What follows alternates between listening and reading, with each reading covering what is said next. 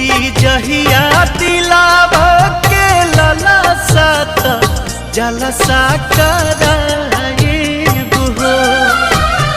पूरी जहिया दिलावा के ललसा त जलसा कराइब हो।